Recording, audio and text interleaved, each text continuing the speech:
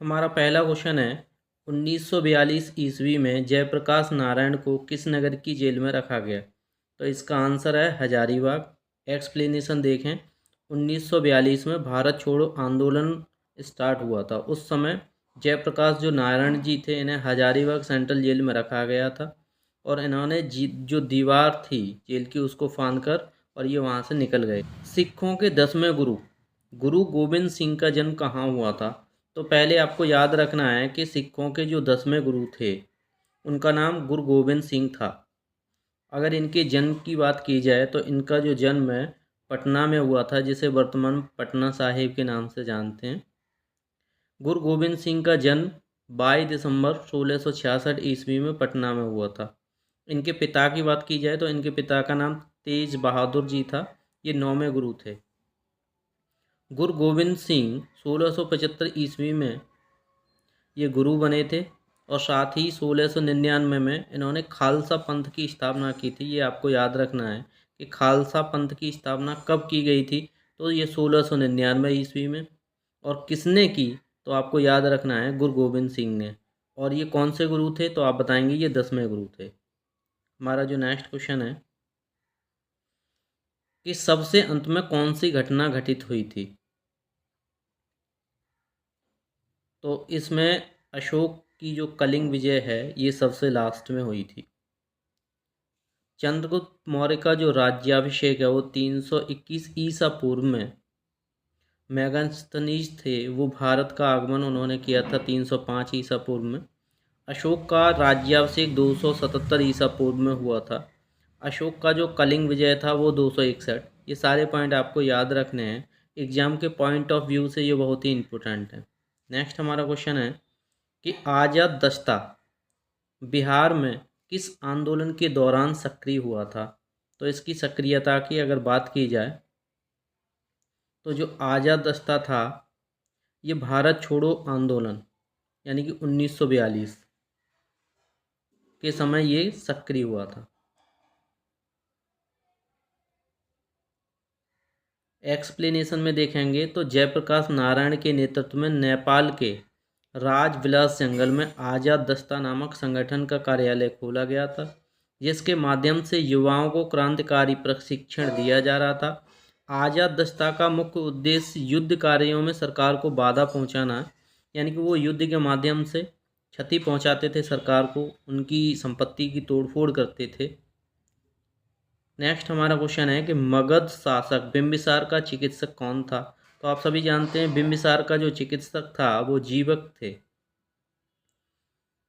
अब जीवक के बारे में अगर आप जानना चाहें तो ये सलावती नामक एक गणिका के पुत्र थे। अनेक बौद्ध ग्रंथों में उनके चिकित्सा ज्ञान की व्यापक प्रशंसा की गई है। ये तक्षशिला विश्वविद्यालय में अध्ययन किया था इन्होंने और आयुर्वेदाचार्य की इन्होंने उपाधि हासिल की थी। इन्होंने सम्राट बिंबिसार, उज्जैन के नरेश प्रद्योतक, उनका इन्होंने इलाज किया था, चिकित्सा की थी। नेक्स्ट हमारा क्वेश्चन है कि बिहार में तुर्क सत्ता का वास्तविक संस्थापक कौन था। तो तुर्क सत्ता का जो वास्तविक संस्थापक था वो बख्तियार खिलजी था। एक्सप्लेनेशन देखते हैं कि तुर्क सत्ता की जो स्थापना का वास्तविक जो श्रेय है वो बख्तियार खिलजी को जाता है। वो बनारस अवध के क्षेत्र के सेनापति जो मलिक हुसामुद्दीन का सहायक था। उसने 12वीं और 13वीं शताब्दी में बिहार में कर्मनाशा नदी के पूर्व और सैनिक अभियान किया था।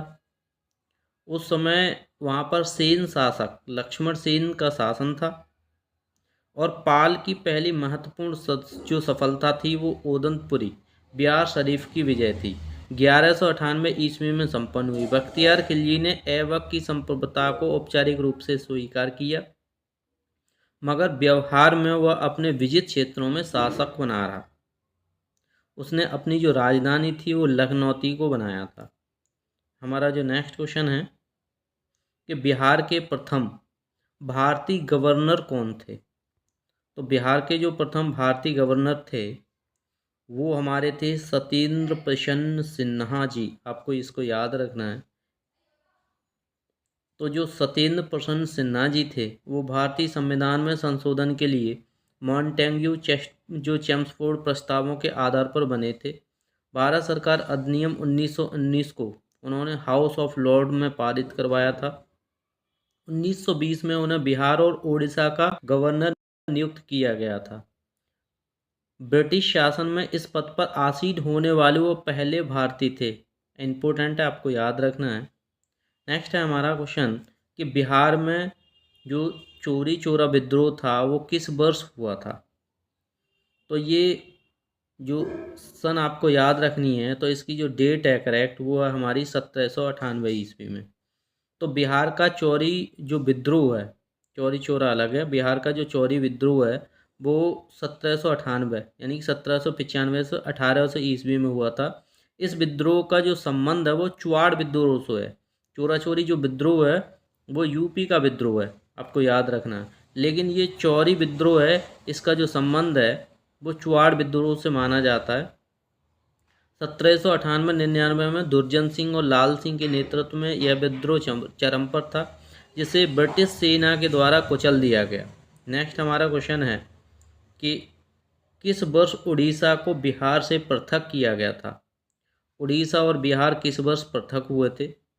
तो आपको पता है कि उड़ीसा से जो बिहार था वो 1936 में पृथक किया गया था। एक्सप्लेनेशन में देखते हैं। 1 अप्रैल 1936 को उड़ीसा प्रांत को बिहार से पृथक करके नया राज्य बना दिया गया।